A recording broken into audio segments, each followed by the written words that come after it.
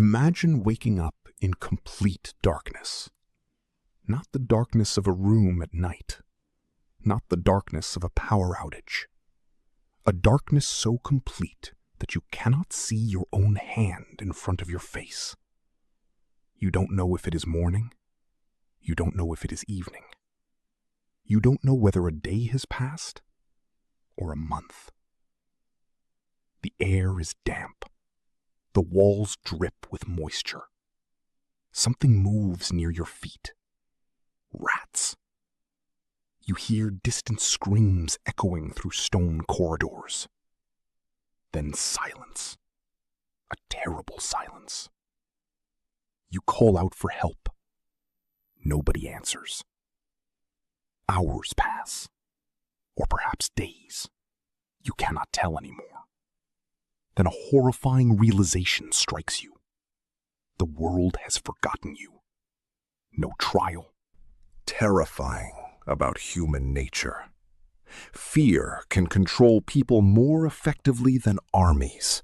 Fear can silence critics. Fear can crush rebellion. Fear can keep entire populations obedient. And throughout history, powerful governments built prisons designed to create exactly that fear. Places where prisoners vanished. Places where torture was routine. Places where survival itself became a daily struggle. Among them stood one prison whose name would become synonymous with terror. A fortress so feared that merely mentioning it could silence a room. A prison that represented absolute power. A prison that became one of the most hated symbols in all of Europe. This is the story of the Bastille, but it is also the story of humanity's. Prisoners entered these walls as strong men and emerged as shadows of themselves, if they emerged at all. To understand the Bastille, we must first understand the world that created it. The Middle Ages were not gentle. Life was uncertain. Disease was everywhere. Wars erupted constantly. Governments lacked the sophisticated systems we know today. Instead, rulers relied heavily on one powerful tool: fear. Modern societies often emphasize rehabilitation and legal protections. But for much of history, punishment served a different purpose. Punishment was theater. Executions were public spectacles. Crowds gathered to watch. Children attended. Vendors sold food nearby. Human suffering became entertainment. Authorities wanted everyone to witness what happened to those who challenged power. Prisons reflected this same philosophy. Today, prisons are expected, at least in theory, to house inmates until release. In medieval Europe, prisons often existed for entirely different reasons. Some held prisoners awaiting execution. Others held debtors. Some housed political enemies. Many prisoners never knew when or if they would leave. The uncertainty was part of the punishment. Imagine not knowing your sentence, not knowing your future, not knowing whether tomorrow would bring freedom or death. That psychological torment could be devastating. For rulers, uncertainty was useful. A terrified population was easier to control. And nowhere would that principle be demonstrated more dramatically than in France. The story begins in the 14th century. France faced serious threats. The kingdom was embroiled in conflict. Enemies threatened Paris. The city needed stronger defenses. Around 1370, construction began on a massive fortress that would later become infamous: the Bastille. At first glance, it appeared impressive. 8 enormous towers, thick stone walls, deep defensive structures. It looked nearly invincible. The fortress dominated the eastern entrance to Paris. Anyone approaching the city could see it. The structure projected strength, authority, power, exactly what the monarchy wanted. But buildings often evolve beyond their original purpose. Over time, the Bastille transformed. What had once been a military fortress gradually became something else. A prison. And not just any prison. A prison reserved for individuals considered threats to royal authority.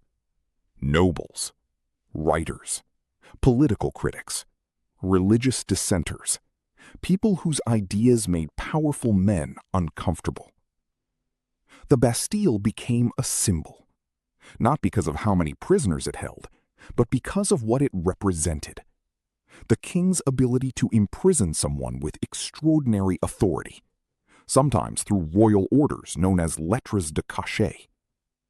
To ordinary citizens, this was frightening, because it suggested something terrifying. A person could disappear, not because they committed a violent crime, but because they angered someone powerful. And once the Bastille gained that reputation, fear spread rapidly. Imagine arriving at the prison. Massive stone walls tower above you. Armed guards watch every movement. Heavy gates open slowly. The sound echoes across the courtyard. Then they close behind you. Perhaps you are innocent. Perhaps you are guilty. At that moment, it hardly matters. You are inside now.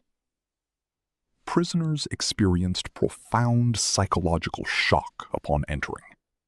The fortress seemed designed to make individuals feel small, powerless, insignificant. Some cells were relatively comfortable, especially for wealthy prisoners. This surprises many people. The Bastille was not always a dungeon filled exclusively with chains and torture devices. High-ranking prisoners could sometimes bring books, furniture, or personal belongings. Yet appearances can be deceiving. Even privileged confinement remains confinement. Imagine possessing books, food, a bed, yet knowing you cannot leave. Knowing every door remains locked. Knowing someone else controls your future. The psychological burden remained enormous. For less fortunate prisoners, conditions were much worse. Cold, isolation, darkness, disease. The walls themselves seemed to crush hope. And beneath the fortress lay the most feared sections of all. The underground chambers, the dungeons, the places that would inspire nightmares across generations. Few words inspire dread quite like oubliette, derived from the French word oublier, to forget. The name alone reveals its purpose. A place where people disappeared. A place where memory died. Popular imagination has often portrayed oubliettes as deep pits where prisoners were dropped and abandoned. Historians continue debating how frequently such pits were actually used in various castles and prisons. Yet the symbolism remains powerful. Because forgetting may be the most terrifying punishment of all. Human beings can endure incredible hardship. People survive wars, famines, natural disasters. But isolation attacks something fundamental, our need for connection, our need to matter. Imagine sitting alone for months. No meaningful conversation. No certainty about the future. No loved ones nearby. No way to influence events. Psychologists today understand how devastating prolonged isolation can be. Anxiety, depression, paranoia, hallucinations, loss of identity. Now imagine enduring those conditions centuries ago, without modern medical care, without legal protections, without anyone advocating for your release. Some prisoners lost track of time completely. Others developed rituals simply to preserve sanity, counting footsteps, reciting prayers, repeating memories, anything to prevent their minds from collapsing. Because inside the darkness, a prisoner's greatest enemy often became their own thoughts. One reason the Bastille terrified people was mystery. Many prisoners entered public view, then vanished. Rumors flourished. Conspiracy theories spread. Families searched for answers. Sometimes they found none. The most famous example was the mysterious prisoner remembered as the man in the iron mask. His identity remains one of history's greatest mysteries. Who was he? Why was he hidden? Why was secrecy considered so important? Writers and storytellers became fascinated. Legends multiplied. Some claimed he was royalty. Others claimed he possessed dangerous knowledge. The truth remains uncertain. But the public obsession reveals something important. People feared hidden power. They feared secret imprisonment. They feared a system capable of erasing identities. Because if one man could vanish, perhaps anyone could. The Bastille became larger than reality. It became a symbol of invisible authority. A symbol that haunted the imagination of an entire nation. Throughout Europe, authorities frequently relied on torture. Not always, not everywhere, but often enough to leave a dark stain on history. The justification seemed simple. Pain would reveal truth. In reality, pain often revealed desperation. Modern research demonstrates that people subjected to extreme suffering frequently say whatever interrogators want to hear. The goal becomes survival, not truth. Yet for centuries, governments confessed to impossible crimes, imaginary conspiracies, false accusations, anything to make the agony stop. The physical injuries could be horrific, but psychological wounds often lasted longer. Many survivors never recovered emotionally. Their trust shattered, their sense of self destroyed. The darkest prisons understood something chilling. Breaking the mind could be more effective than breaking the body. And that lesson would influence prison systems for centuries. By the late 18th century, France faced crisis. Food shortages spread. Prices rose. Ordinary families struggled. Meanwhile, resentment toward the monarchy intensified. The Bastille stood at the center of that anger. Many citizens viewed it as a symbol of arbitrary power, a symbol of privilege, a symbol of injustice. Whether every fear about the prison was accurate mattered less than what people believed. Perception became reality. The Bastille represented everything they hated. And symbols are powerful, sometimes more powerful than armies. The stage was set for revolution.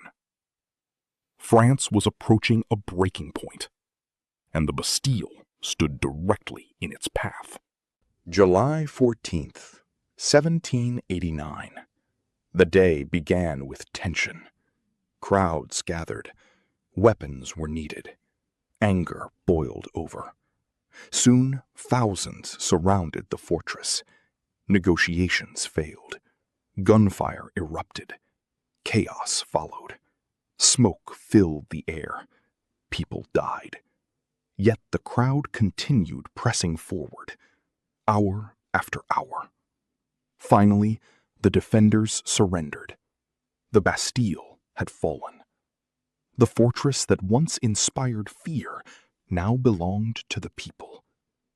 Inside, only 7 prisoners were discovered. Just 7. Yet the victory felt enormous, because this was never simply about prisoners. It was about symbolism. The people had attacked fear itself, and even today, it remains a defining symbol of resistance against oppression. when people think about history's darkest prisons, they often imagine stone walls, chains, dungeons, torture chambers, and those horrors were certainly real. But perhaps the darkest prison was something else. Fear. Fear built the Bastille's reputation. Fear kept citizens obedient. Fear allowed injustice to flourish. And fear convinced people that power could never be challenged. Yet history tells a different story. No prison lasts forever. No empire lasts forever. No wall stands forever. Eventually, even the mightiest fortress falls. Today, tourists walk through Paris, where the Bastille once stood. The towers are gone, the gates are gone, the cells are gone, yet the lessons remain. Because history's darkest prisons were never merely places, they were warnings. Warnings about what happens when power becomes unchecked, when human dignity is ignored, when people are forgotten. And perhaps the greatest lesson of all is this: the forgotten are only forgotten if nobody remembers them. Today, centuries later, we still tell their stories. And that means the darkness never truly won. If you enjoyed this story, subscribe to Empire of Secrets for more forgotten histories, lost civilizations, unsolved mysteries, and the darkest chapters of the ancient world. Because history is full of secrets, and we're just getting started.